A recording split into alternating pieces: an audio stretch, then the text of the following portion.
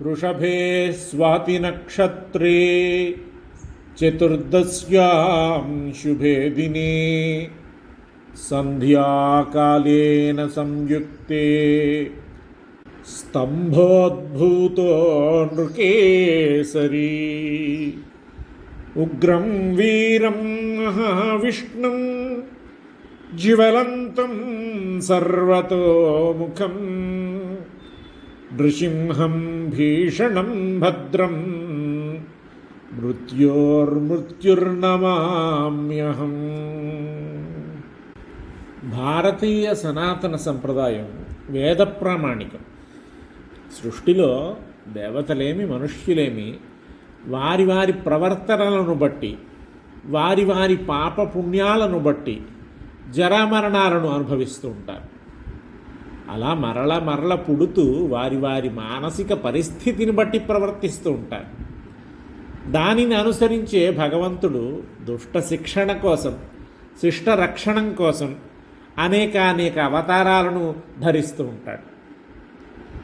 అవతారం అంటే పరమరూపుడైన భగవంతుణ్ణి దర్శించలేక దుష్ట శిక్షణం కోసం భగవంతుడు అనేక రూపాలను ధరించి భూమండలాన్ని, దేవతలను, భగవంతుణ్ణి నమ్మిన వారిని రక్షించడం కోసం ఈ భూమి మీద అవతరించిన అనేక రూపాలు, అవతారాలు.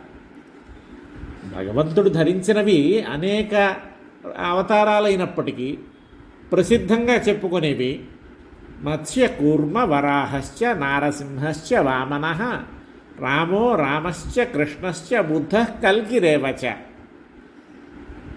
భగవద్గీతలో శ్రీకృష్ణ పరమాత్మే స్వయంగా చెప్తాడు, యదా యదా హి ధర్మస్య గ్లానిర్భవతి భారత అభ్యుత్థానమధర్మస్య తదాత్మానం సృజామ్యహం. అంటే ఎప్పుడెప్పుడు ధర్మానికి హాని కలుగుతుందో అప్పుడు నేను అధర్మాన్ని నాశనం చెయ్యటానికి నన్ను నేను సృష్టించుకుంటాను. పరిత్రాణాయ సాధూనాం వినాశాయ చ దుష్కృతాం ధర్మ సంస్థాపనార్థాయ సంభవామి యుగే యుగే. దుష్ట శిక్షణం కోసం, శిష్ట రక్షణం కోసం, ధర్మాన్ని నిలబెట్టడం కోసం ప్రతి యుగంలోనూ నేనుగా పుడుతూనే ఉంటాను అన్నాడే.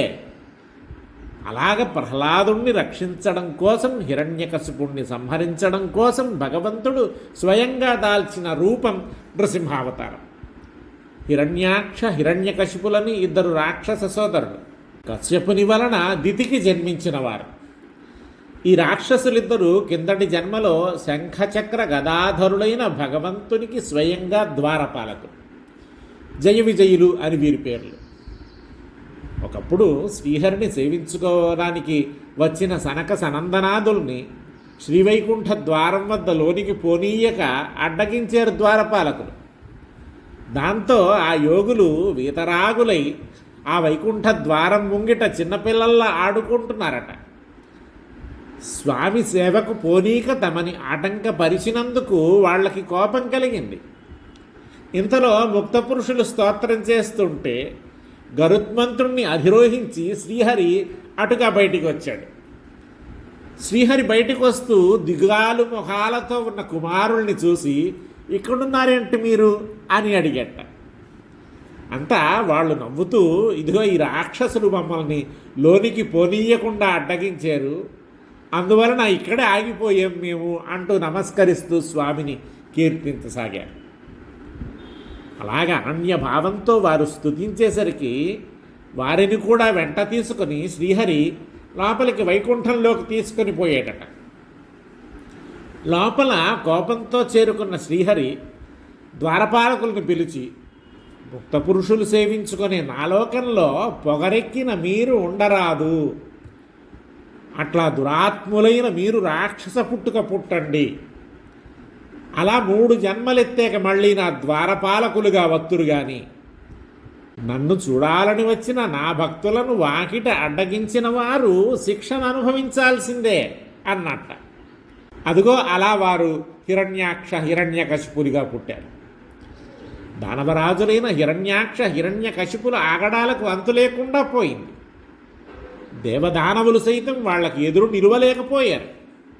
సరే మానవులు బ్రహ్మసంకల్పంతో హిరణ్యాక్షుని శ్రీహరి యజ్ఞవరాహమూర్తి రూపంతో అంతమొందించాడు. అన్నను చంపినందుకు హిరణ్యకశిపుడు శ్రీహరిపై పగ పెంచుకున్నాడు. దేవలోకాలను అన్నింటినీ ఆక్రమించాలనుకున్నాడు. దాంతో దేవతలంతా శ్రీహరికి మొరపెట్టుకోవడానికి శ్రీవైకుంఠానికి వచ్చారు. అక్కడ సుముఖుడు వాళ్ళని అడ్డగించాడు. హిరణ్యకశిపుని భార్య నుండి రక్షించమని వేడుకోవాల్సిన ఆ దేవతలను అడ్డగించిన సుముఖునికి ఆ రాక్షసుడికి పుత్రుడుగా పుట్టుదువు నువ్వు అని శిక్షించాడు శ్రీహరి. ఆ సుముఖుడు హిరణ్యకశిపుని పుత్రుడిగా ప్రహ్లాదుడిగా జన్మనందాడు.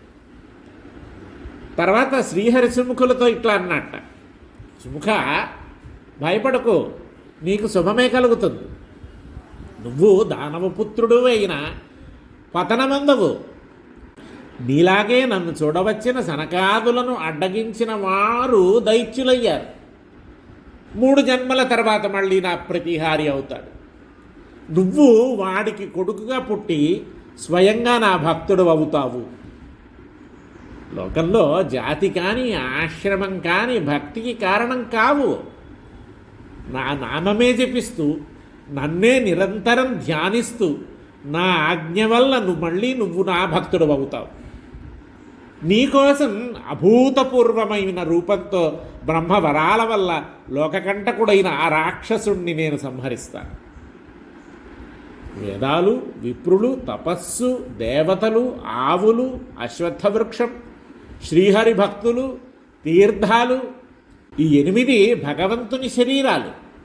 వీరిని పూజిస్తే స్వామిని సేవించినట్లే, వీటిని తిరస్కరిస్తే స్వామిని తిరస్కరించినట్లే. అందుచేత శ్రేయస్సు కావాలనుకునేవారు స్వామి రూపాలైన వాటిని పూజించాలి. తర్వాత దైత్యకులంలో హిరణ్యకశిపుని భవనాన రాణి గర్భంలో సుముఖుడు ప్రహ్లాదుడిగా అవతరించాడు. ప్రహ్లాదుడు శ్రీహరి మనస్కుడై ఆయనయందే మనసు నిగ్రహించి ఆయన కథలనే వింటూ కాలం గడుపుతున్నాడు. శత్రువైన శ్రీహరి నామస్మరణ చేస్తున్న కుమారుణ్ణి చూసి హిరణ్యకశిపుడు కోపోద్రిక్తుడై అనేక విధాల మార్చాలని ప్రయత్నిస్తున్నాడు. కానీ ప్రహ్లాదుడు శ్రీహరి స్తుతి మానలేదు. హిరణ్యకశిపుడు కుపితుడైపోయి ప్రహ్లాదుణ్ణి బడబాగ్నుల్లో తోయించాడు. కొండల మీద నుండి కిందకి నెట్టివేయించాడు. విషసర్పాల చేత కరిపించాడు. ఇలా అనేక నరక యాతనలకి గురి చేశాడు. సుఖదుఖాల్లో అయినా అభిమానంతో తమ వలె సర్వభూతాల్ని చూసే బుద్ధిమంతులు శ్రీహరికి ప్రియులు. మనస్సు చేత, వాక్కు చేత, శరీరం చేత, తమ ఇచ్ఛ చేత చేసినదంతా శ్రీహరికి సమర్పించిన వారు ఆయన ఉపాసకులు. భూతములకు వెరపు కలిగించకుండా, భూతాల వలన వెరపు పొందకుండా, హర్షానికి కానీ శోకానికి కానీ లోనుకాక ఉండేవారు శ్రీహరి ఉపాసకులు. దేవదేవుడైన శ్రీహరిని ఉపాసించి కల్మషాలనన్నింటినీ పోగొట్టుకున్నవారు యోగులు ఆనందించే చోటుకి చేరుకుంటారు. ఇలాగ తన యత్నాలన్నీ వమ్ము కావడంతో దైత్యేంద్రుడికి హిరణ్యకశిపుడికి కుమారుని మీద పిచ్చి కోపం వచ్చింది. దేవదానవులంతా తన వశమై తాను రాజ్యం చేస్తూ 21 యుగాలు గడిచాయి. భీతి కానీ సంతాపం కానీ మనసు దరిదాపులకు రాలేదు. భవిష్యత్తు గుర్తుకు రాలేదు. ఇదిగో కుమారుడు పుట్టిన నాటి నుండి దానవేంద్రుని హృదయం క్షోభపడుతోంది. శస్త్రాల వల్ల, అస్త్రాల వల్ల, అగ్ని వల్లన, విషం వల్లన, దేని వలన వీడు చావడం లేదు. అందరూ చెవిని ఇల్లు కట్టుకొని చెబుతున్నా వినడం లేదు ప్రహ్లాదుడు. దాంతో ఆగ్రహం కట్టలు తెంచుకుంది. శ్రీహరి మీద శత్రుత్వంతో రోషం వల్ల హృదయం భగభగ మండింది. హృదయ చాంచల్యం వల్ల తామసం హెచ్చి స్థైర్యం చిందులయ్యడంతో ఆవేశంతో సభామండపంలోనున్న స్తంభాన్ని గట్టిగా కొట్టాడు గదతో హిరణ్యకశిపుడు. ఈ స్తంభంలో శ్రీహరిని చూపరా డింభక అని గదమాయించాడు ప్రహ్లాదుడిని. హిరణ్యకశిపుని హస్తతాడనానికి స్తంభం నుండి విస్ఫులింగాలు విరజిమ్ముతూ స్తంభం చిటిలి ఫెడఫెడారావంతో మహాధ్వనుడు చేసింది. కల్పాంతంలో అతి తీవ్రమైన వేగంతో వీచే సప్తవాయువుల వరవడికి ఉరుములతో ఉరకలు వేయు భయంకరమైన ప్రళయ మేఘాలు వర్షించే పిడుగుల్లా పటపటారావాలు చేస్తూ పైకి ఎగసి ఆకాశమంతా కర్ణ కఠోరంగా వినిపించే బ్రహ్మ, ఇంద్రుడు, వరుణుడు, వాయువు, అగ్ని మొదలైన దేవతలు సమస్త జంతుజాలంతో బ్రహ్మాండ భాండమంతా గుండెల అభిషేట్లు ఒక్కసారిగా పటాలున పగిలినట్టయింది. స్తంభం చిన్నాభిన్నమైపోయింది. అదిగో దానిలోంచి దేదీప్యమాన దివ్య తేజస్సుతో నారసింహమూర్తి ఆవిర్భవించాడు. ఆ నారసింహమూర్తి పాదాలు చక్రం, చాపం, నాగలి, వజ్రాయుధం, మీనం లాంటి శుభరేఖలతో వికసించిన పద్మాల్లా ప్రకాశిస్తున్నాయి. ఆ స్వామి పాదాలు కదులుతుంటే భూభారాన్ని మోసే అష్టదిగ్గజాలు, ఆదిశేషుడు, కులపర్వతాలు, కూర్మము అణిగి మణిగిపోతున్నట్లుంది. ఆ భీకరాకారుని గోళ్ళు రాక్షస సేనల ధైర్య లతలను తెగగోసే కొడవళ్లలా ఉన్నాయి. రాక్షస రాజుల బండబారిన గుండె పొలాలను దున్నే పొదునైన నాగళ్ళు ఆ గోళ్ళు. మహోన్నత పర్వత శిఖరాల వంటి ఆ స్వామి బాహువులు శంఖ, చక్ర, గద, ఖడ్గ, కొంత, తోమరాది ఆయుధాలతో నిండి ఉన్నాయి. శరత్కాలంలో మేఘాల మధ్య మెరిసే మెరుపు తీగల్లా ఆ నరసింహమూర్తి కోరలు తడతడా ప్రకాశిస్తున్నాయి. ప్రళయకాలంలో సమస్త లోకాలని కబళించి వెయ్యడానికి పరాక్రమించే అగ్నిజ్వాలల్లా ఆ స్వామి నాలుక ఎర్రగా భయంకరంగా ఉంది.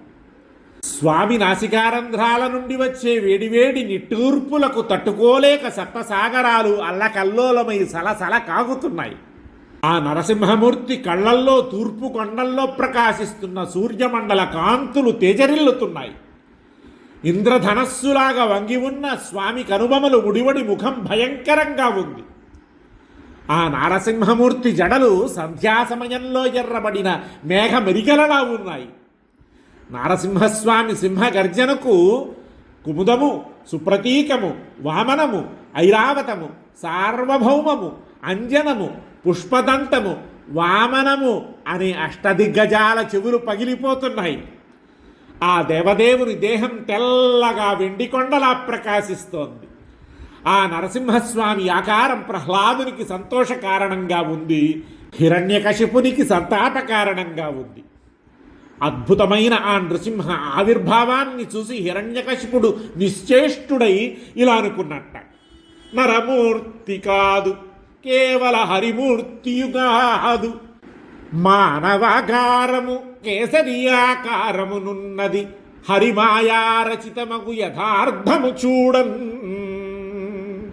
సాహసంతో బాలుడు పలికిన మాటను నిలబెట్టడానికి, తాను సర్వాత్మకుడని నిరూపించడానికి హరి ఈ నృసింహ రూపం ధరించి నన్ను శిక్షించడానికి వచ్చాడు. ఇక ఈ శ్రీహరి చేతిలో నా మృత్యువు తప్పదు సుమా. అయినా బలం ప్రదర్శించి శత్రు సంహారం చేసి విజయం సాధిస్తాను అనుకున్నాడు దైత్యుడు. స్వామి ఊరకే ఉంటాడా?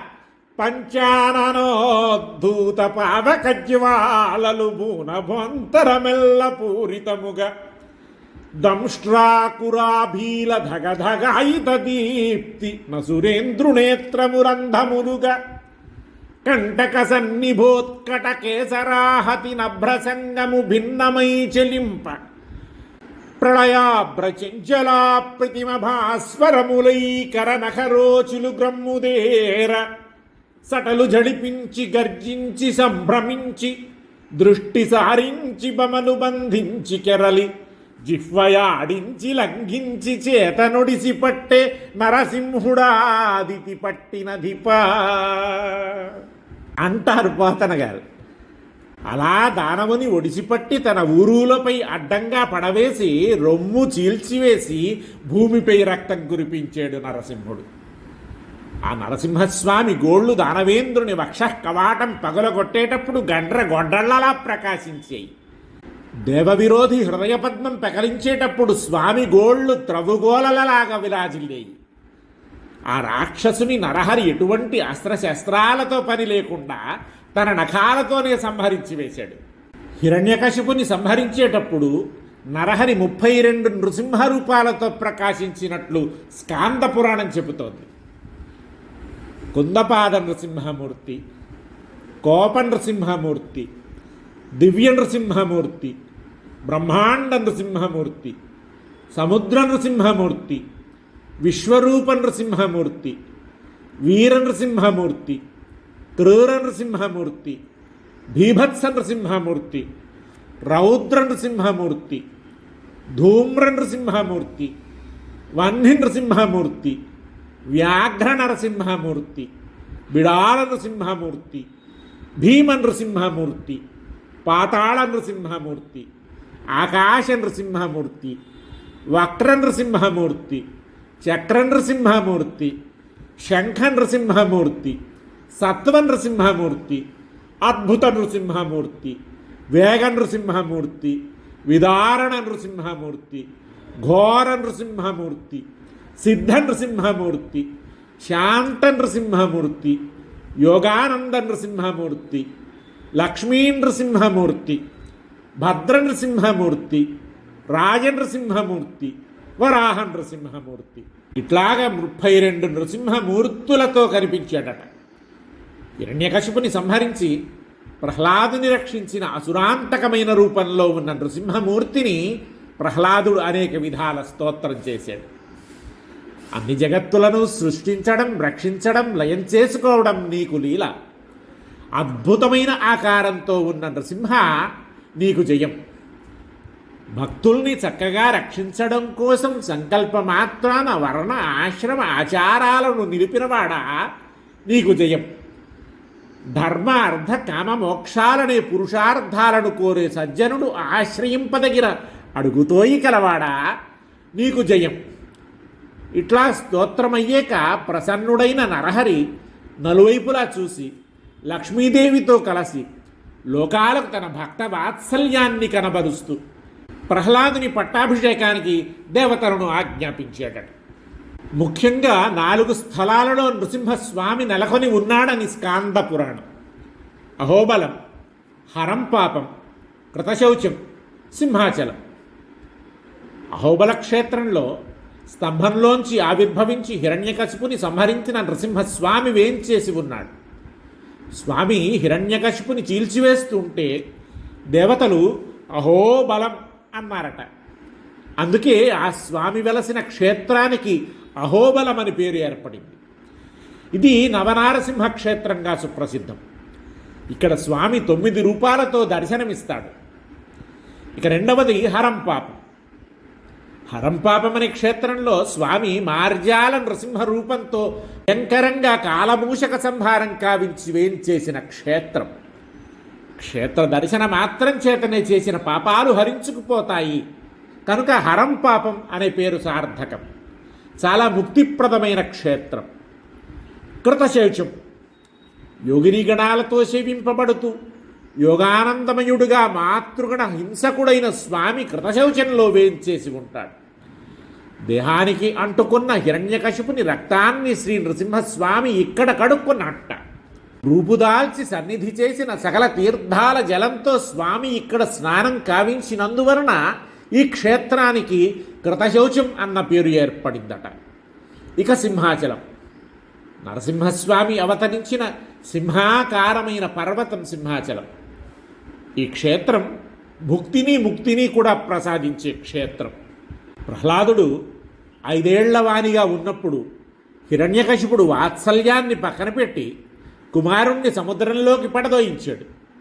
అదిగో అప్పుడు ప్రహ్లాదుణ్ణి కాపాడటం కోసం స్వయంగా స్వామి వైకుంఠం నుండి వచ్చాడు. సింహాచలంలో వేంచేసి ఉన్నాడు శాంతస్వరూపుడుగా, వరాహ నృసింహ యుగళావతారంగా. ఇవి కాక అంతర్వేది, మంగళగిరి, వేదాద్రి, యాదాద్రి ఇత్యాది నృసింహ క్షేత్రాలు అనేకంగా ఉన్నాయి భారతదేశమంతా.